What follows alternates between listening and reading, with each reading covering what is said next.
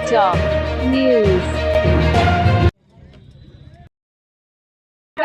साथियों नमस्कार, मैं सुरेश कुमार, आप देख रहे हैं जिला टॉप न्यूज। इस समय जनपद अयोध्या में जो मिल्कीपुर उपचुनाव का बहुत तेजी से चल रहा है और बहुत कम समय रह गया है। बस समाज पार्टी के राष्ट्रीय अध्यक्ष जो आने वाले हैं, हम आपको पूरा कवरेज दिखाएंगे। स्थिति क्या आपको नजर आ रही है?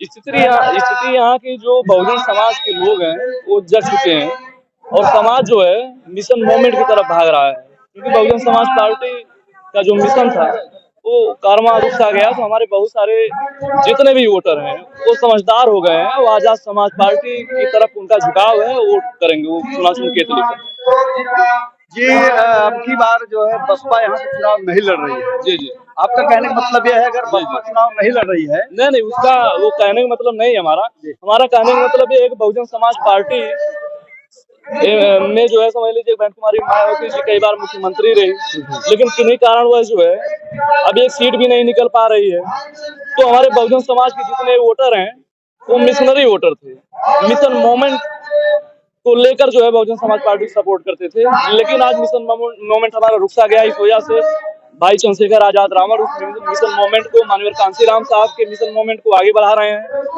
बाबा साहब के मिशन को आगे बढ़ा रहे हैं। इस वजह से जो बहुजन समाज के जितने वोटर हैं वो भाई चंद्रशेखर आजाद रावण के समर्थन में हैं और उनको वोट करेंगे। जी जी जी जी। वैसे बसपा सुप्रीमो का कहना है कि उपचुनाव जितने हैं वो चुनाव लड़ने के लिए उन्होंने इनकार कर दिया है। जी जी, बाकी चुनाव के लिए वो तैयारी में हैं। जी जी। तो देखिए, महापुरुषों का जो मिशन था, ज्योतिबा फूले, सावित्रीबाई फूले, कांशीराम साहब, पेरिया रामास्वामी नायकर, जितने भी महापुरुष हमारे समाज में हैं, उनके मिशन मोमेंट को आगे बढ़ाते हुए भाई उस मिशन को आगे बढ़ाने के लिए काम कर रहे हैं। उस मिशन मोमेंट के साथ हम हैं, समझ रहे हैं। जहां जहां मिशन मोमेंट जो है खतरे में आया, कोई न कोई महापुरुष या कोई समाज में आगे आता है, तो भाई चंद्रशेखर आजाद रावण न्याय की लड़ाई लड़ रहे हैं। समाज में जो पीड़ित हैं, हत्या हो जा रही, बलात्कार हो जा रहे हैं, या समाज में गोली चढ़ने मार दिया जा रहा, तो ऐसे जहाँ जुल्म जाती हो रही, भाई चंद्रशेखर आजाद रावण वहाँ पे खड़े हैं। इस वजह से हम उनकी जो कार्यशैली वो पसंद आई, इस वजह से हम जो है आजाद समाज पार्टी में कार्य कर रहे हैं और हम पदाधिकारी भी हैं और अपना कार्य जो है महापुरुषों की विचारधारा को लेकर आगे बढ़ा रहे हैं। जी, ये सही आप बता रहे हैं कि अकेला व्यक्ति सांसद में दहाड़ की आवाज है उनकी और दलितों की आवाज उठाने का कार्य कर रही है, तो सत्य बात है। इस मिल्कीपुर विधानसभा क्षेत्र में जो उपचुनाव हो रहा है, समाजवादी पार्टी और भाजपा, आजाद समाज पार्टी, तीनों पार्टियां लड़ रही हैं। और कहने का मतलब यहाँ के कुछ स्थानीय लोगों का कहना है कि भाजपा और सपा की जो है लड़ाई है, समाजवादी आजाद समाज पार्टी लड़ाई में। आपका क्या कहना है? नहीं, ऐसा कुछ बात नहीं है। हमने भी पूरे क्षेत्र में दौरा किया, लोगों गांव वाले से जाके मिला, वो कह रहे हैं कि हाँ, मिल्कीपुर की जनता सिर्फ परिवर्तन चाहती है। मिल्कीपुर की जनता बोले कि एक ही परिवार के लोगों को हमेशा हम लोग जिताते आए हैं, इसलिए आज हम लोगों को परेशानियां झेलना पड़ रहा है। कोई भी सड़कें पर आप चले जाइए, ग्रामीण सड़कें पे कोई भी सड़कें सही नहीं है, सभी सड़कें टूटे फूटी हैं। कितने कच्चे घर मकान है, किसी का अभी तक किसी को मकान नहीं मिला। जो वर्तमान मैं तो कहूँगा निकम्मी सरकार जो वादा करती है कि मैं सभी का पक्का घर कर दिया, लेकिन आज भी हमने पूरे ग्राम सभा में दौड़ा लगाया, कहीं भी हर गांव में 10, 15, 20 घर ऐसे हैं जो कच्चे पाए जाते हैं, गरीब असहाय लोग पाए जाते हैं। ये बहुत झूठा वादा है। चुनाव का मुद्दा क्या रहेगा? चुनाव का देखिए मुद्दा यही है कि हमारे गरीब जनता, मिल्कीपुर जनता को फ्री में शिक्षा मिले, फ्री में रोजगार मिले, फ्री में स्वास्थ्य, उनके स्वास्थ्य के लिए फ्री में हो, और गरीबों को ज्यादा से ज्यादा रोजगार मिले, फ्री में सड़कें मिले और फ्री में उनको रहने के लिए घर मिले। जब कानून ने हमें दिया है तो ये नेता हमें क्यों नहीं दे रहे हैं? आप जनता से यही कहूंगा कि आप सवाल हर एक नेता से पूछिए कि जब कानून में हमें अधिकार दिया, फ्री में पानी, फ्री में बिजली, फ्री में स्वास्थ्य, फ्री में शिक्षा, तो ये नेता हमारी हक मारी क्यों खा रहे हैं? जनता से मैं ये कहूंगा कि जो भी नेता आपके गांव जाए तो ये सवाल आप जरूर उनसे पूछे। जी। बहुत अच्छा, धन्यवाद भैया। सूरज चौधरी कैसा नेता है? नंबर 1 का नेता है सर हमारे। जी, अच्छा। आजाद समाज पार्टी ने उनको चुना है और नगीना की तरह यहाँ भाई साहब जीत कर दिखाएंगे। अच्छा, ये युवा हैं, यहाँ के युवा सारे युवा साथ हैं। अच्छा जी। जी जी बिल्कुल, हम लोग भाई चंद्रशेखर आज़ाद जी के साथ हैं और उनकी विचारधारा हमें सर बहुत पसंद आई, क्योंकि अभी हम लोग तो स्टूडेंट हैं, उतना ज़्यादा तो देखते नहीं न्यूज़, लेकिन फिर भी जहाँ तक देखे हैं सोशल मीडिया के जरिए कि वो हमेशा गरीबों की और स्टूडेंट की और शोषित वंचित वर्ग के लोगों की आवाज़ हमेशा उठाते हैं सदन में। तो इसलिए हम लोग उनके साथ हैं, क्योंकि अगर रोजगार नहीं रहेगा तो देश का विकास संभव नहीं है, क्योंकि देश के विकास में सबसे जरूरी चीज़ है कि सभी को एक समानता का अधिकार होना चाहिए।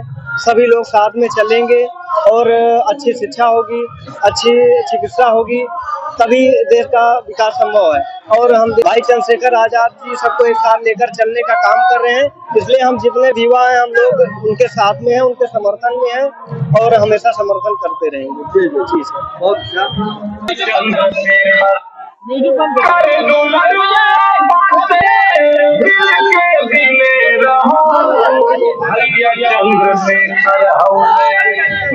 का इंतजार हमें बहुत दिन से कि मिल्कीपुर में जब चुनाव होगा तो हम लोग जो तैयारी हमारी उसको दिखाएंगे। मैं पिछली बार मिल्कीपुर आया था, पिछले उपचुनाव में मिल्कीपुर का चुनाव नहीं हुआ, लेकिन इस बार मिल्कीपुर का चुनाव हो रहा है और सूरज चौधरी और हमारी पार्टी संगठन के सब लोग दिन रात यहाँ एक किए हुए।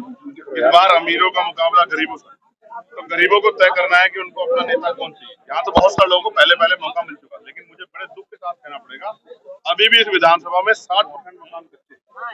तो क्या यहाँ इंसानियत? आजादी के 75 साल बाद भी अगर सरकारों ने गरीबों के बारे में नहीं सोचा तो इसका मतलब ये उनके सच्चे नेता नहीं है। इनका सच्चा नेता अगर कोई यहाँ है तो वो सूरज चौधरी चाहता है कि गरीबों को इस समस्या से निजात मिले। यहाँ रोजगार की समस्या है, रोजगार के लिए दूसरे जिलों में जाना पड़ता है, कोई पूछने वाला नहीं है। भारत एक ऐसा देश है, दुनिया में जानवर बिकते हैं, यहाँ इंसान भी बिकता है। सुबह के समय गरीब लोग जाते हैं बिकने के लिए, कोई 400 रुपए में, कोई 500 में खरीद के ले जाता है। ये कब बंद होगा?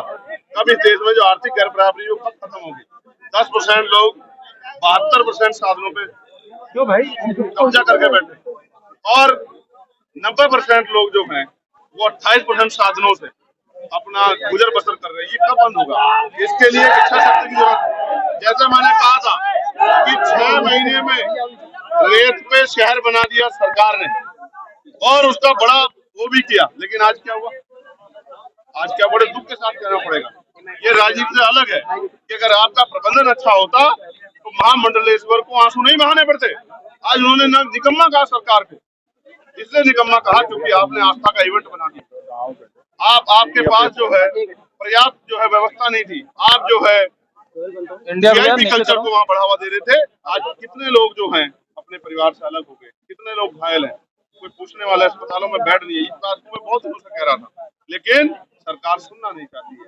सरकार इधर उधर की बात करती है, सरकार जवाब देना चाहती है। मैं आज मिल्कीपुर से इस पवित्र जगह से पूछना चाहता हूँ कि इन जो जानेंगे इसका जिम्मेदार कौन है? मुख्यमंत्री जवाब दें कि इनका जिम्मेदार कौन है। मैं तो इसको मानूंगा कि सरकार की लापरवाही की वजह से हुआ है। सरकार को जवाब देना चाहिए और मुख्यमंत्री जी को अपने पद से इस्तीफा देना चाहिए, क्योंकि वो बातें तो बहुत बड़ी बड़ी करते थे, लेकिन वो इस आयोजन को भी सफल नहीं करवा पाए, क्योंकि उन्होंने नाम तो बदल दिया। नाम बदलने परिस्थिति नहीं बदलती है। आपने इलाहाबाद से प्रयागराज कर दिया, लेकिन परिस्थिति नहीं बदल पाए क्योंकि आपकी इच्छा शक्ति नहीं है किसी भी काम के प्रति। आपकी इच्छा शक्ति तो नौजवानों को लाठी से पीटने में है, बुलडोजर चलाने में है। आपकी इच्छा शक्ति गरीबों के आंसू पूछने में नहीं है। तो मिल्कीपुर की जनता और मिल्कीपुर का बहुजन समाज, मैं उनसे अपील करता हूँ कि इस बार वो इन सबको छोड़ के यहाँ अपने गरीब बेटे आपके बीच के लोकल प्रत्याशी सूरज चौधरी को मौका दें। तो सूरज चौधरी यहाँ की लड़ाई लड़के यहाँ के नौजवानों के लिए रोजगार और इन क्षेत्रों में जो कच्चे मकान को पक्के करवाने का काम करे, सरकार के आंखें खोलने का काम। समाजवादी पार्टी ने अपनी जीत पहले ही घोषित कर दी। अब मैं आपसे कहता हूँ, ये तो जनता तय करेगी। वो जनता के मत में और जनता की भावनाओं के का मजाक उड़ा रहे हैं, उनको जनता जवाब देगी। उन पर कुछ नहीं कहना चाहता। ये तो जनता को तय करना है। आखिरी दिन भी नहीं पता होता, जिस दिन वोट खुलते तब भी नहीं पता कौन जीतेंगे। लेकिन मैं आपसे फिर कहूंगा कि हमें जनता के ऊपर भरोसा है कि जनता इस बार पैसे वालों को, अमीरों को नकारेगी और गरीब के बेटे को मुकारेगी। झूठे और सूरज चौधरी को जिताने के लिए लगे हुए हैं। आपकी क्या राय है? कमेंट करके हमें जरूर बताएं। बहुत बहुत धन्यवाद।